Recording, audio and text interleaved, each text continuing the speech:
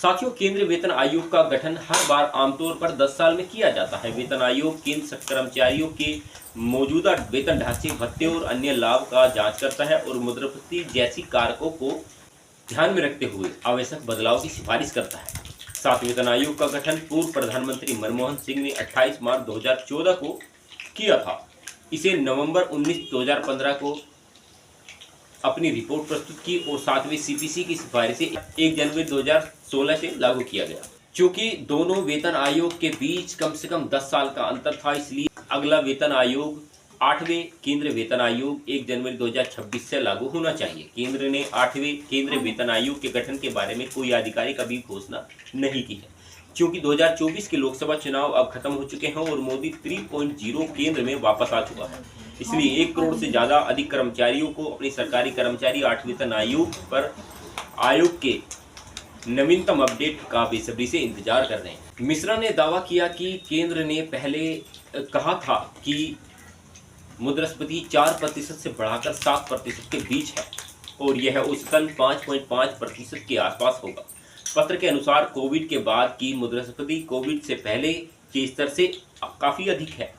यदि हम 2016 से 2023 तक दैनिक जीवन के लिए आवश्यक वस्तुओं और सामानों की खुदरा कीमतों की तुलना करें तो स्थानीय बाजारों के अनुसार उसमें 80% से अधिक की वृद्धि दर्ज की गई है, लेकिन हमें एक साल 2023 तक केवल 46% महंगाई भत्ता ही प्रदान किया गया है।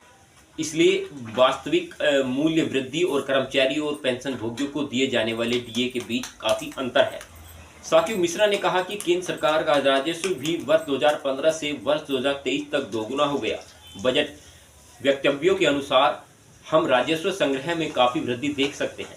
केंद्र सरकार के वास्तविक राजस्व में 100% से अधिक की वृद्धि दर्ज की गई है। हालांकि केंद्र सरकार के पास वर्ष 2016 की तुलना में अधिक भुगतान क्षमता है। अप्रैल 2023 में जीएसटी संग्रह में भी वृद्धि हुई। 1.87 लाख करोड़ रुपए एकत्रित किए गए। वर्ष 2022 और वर्ष 2023 में आयकर संग्रह का सबसे अधिक रहा। साथियों, वित्तीय वर्ष 2022 और 2023 में सकल वित्तीय आयकर संग्रह 9,60,764 करोड़ रुपए है और इसमें पिछले वर्ष की तुलना में लगभग 24.23% की वृद्धि दर्ज की गई। पत्र के अनुसार भारत का प्रत्यक्ष कर संग्रह वर्ष 2022 और वर्ष 2023 में 7.21% बढ़कर 13.82 लाख करोड़ रुपए हो गया, जो पिछले वर्ष 12.79 लाख करोड़ रुपए था। स्रोत केंद्र अप्रत्यक्ष कर सीमा शुल्क बोर्ड वर्ष 2022 और वर्ष 2024 के बजट अनुमान के अनुसार राजस्व संग्रह लगभग 33,60,858 करोड़ रुपए होने की उम्मीद है। वर्ष 2022 और वर्ष 2023 में सकल राजस्व 30,43,067 करोड़ रुपए। साथियों, अगर हम शेयर बाजार की बात करते हैं तो राज्य के शेयरों के बाद केंद्र सरकार का वास्तविक राजस्व लगभग 20,86,661 करोड़ रुपए था।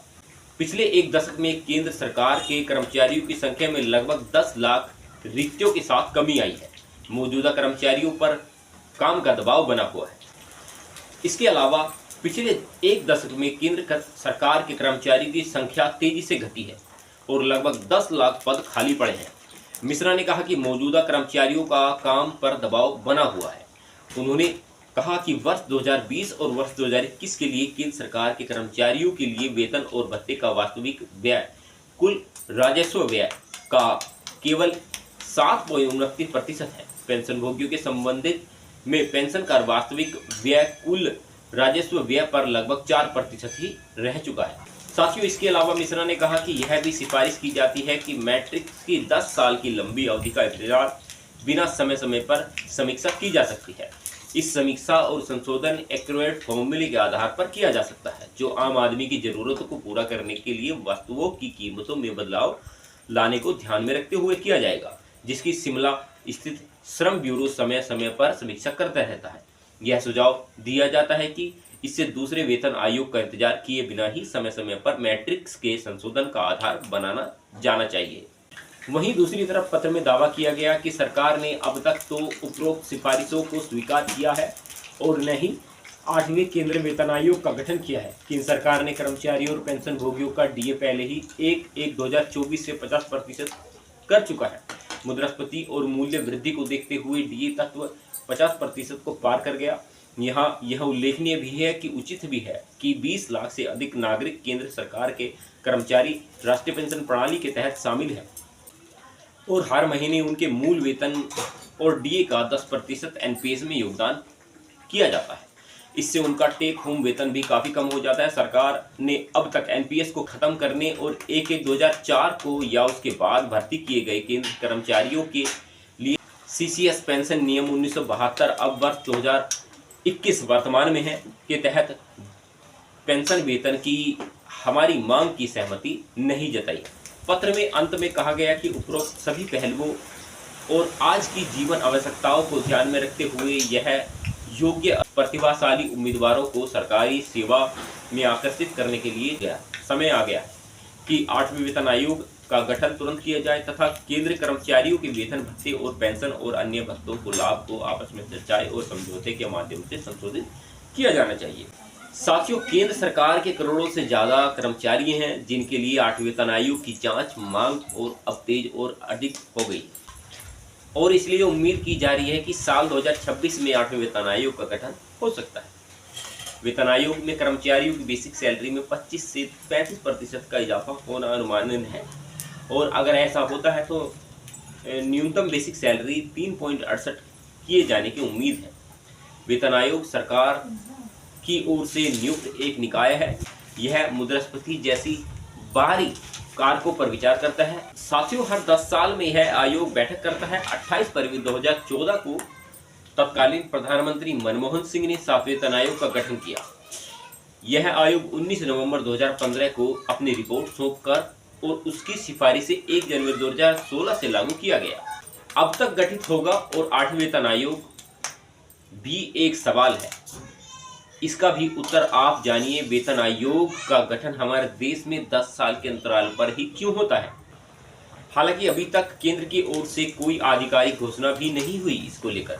मोदी सरकार की तीसरी कार्यकाल सत्ता में आने के साथ ही 1 करोड़ से ज़्यादा केंद्र कर्मचारियों में 8वें वेतन आयोग को लेकर काफ़ी सारी उत्सुकता है जो कि अब और ज़्यादा बढ़ने वाली है।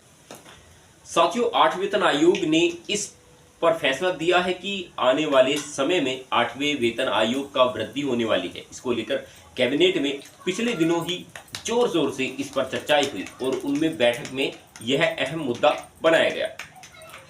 पेमेंट वृद्धि दिए जाए। अगर देखा जाए तो मोदी जो 3.0 का गठन हो गया है और लगातार सरकार के पीछे विपक्ष पड़े हुए हैं कि 8वें वेतन आयोग का गठन इस समय पर क्यों नहीं किया जा रहा है। दबाव बनाने की तैयारी में विपक्ष का कहना है कि जल्द से जल्द 8वें वेतन आयोग के द्वारा वेतन वृद्धि किया जाए और इसको लेकर कैबिनेट में बैठक भी शुरू हो गई है। साथियों, 8वें वेतन आयोग को लेकर मेरी प्रतिक्रिया कैसी लगी या जो मुझे जानकारी थी 8वें वेतन आयोग को लेकर उसके बारे में आपकी प्रतिक्रिया क्या रहेगी, आप वीडियो में कमेंट्स कर सकते हैं और ज़्यादा से ज़्यादा चैनल को सब्सक्राइब करें ताकि हमारी जो आवाज़ है वो देश में जगह जगह तक पहुँच सके। साथियों, मिलते हैं कल सुबह में ऐसे ही नॉलेजेबल मुद्दे के साथ। तब तक अपना ख्याल रखें। तब तक के लिए नमस्कार। जय हिंद, वंदे मातरम।